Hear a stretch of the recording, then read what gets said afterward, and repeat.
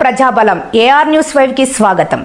హిందూపురం రహ్మత్పురంలో Al Ameena English medium high school పాఠశాలలో జాతీయ గణిత దినోత్సవం జరుపుకున్నారు. ఈ సందర్భంగా విద్యార్థులు వివిధ గణిత నమూనాలను ఆకర్షణీయంగా తయారు చేసి చక్కగా ప్రదర్శించారు. వర్గాల నమూనా, కోణాల యొక్క రకాల నమూనా, ఫైథాగరస్ సిద్ధాంతం యొక్క నమూనా, ఘనాల మొదలైనవి చక్కగా ప్రదర్శనిచ్చిన విద్యార్థులకు బహుమతులను అందజేశారు. ఈ కార్యక్రమంలో ఆల్ అమీనా పాఠశాల కరెస్పాండెంట్ రియాజ్, ప్రధానోపాధ్యాయురాలు న్యామతున్నిసా పాల్గొన్నారు. చక్కగా ప్రదర్శన ఇచ్చిన విద్యార్థులకు బహుమతులు అందజేశారు.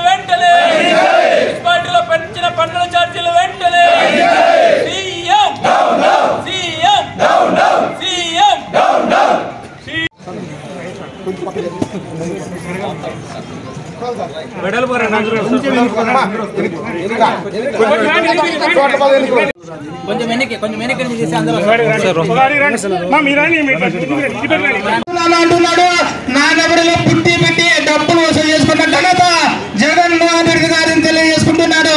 ప్రజలారా, ప్రతి ఒక్క విషయంలో మనం గమనించినట్లయితే నవరత్నాలు అనే ఒక కార్యక్రమాన్ని ఆయన ప్రతిపక్ష నాయకుడుగా ఉన్నప్పుడు తీసుకొని వస్తూ ప్రస్తుతం ఆ నవరత్నాలను తన మంత్రులైన జాతి రత్నాలకు మాత్రమే అంటగట్టి వాళ్ళ జోబుల్లో డబ్బులు అంటే దోచుకోవడం, ఆ జాతి రత్నాల జోబుల్లో దాచుకోవడం అనే విధంగా ఈరోజు ప్రభుత్వం పరిపాలన సాగిస్తూ ఉంది.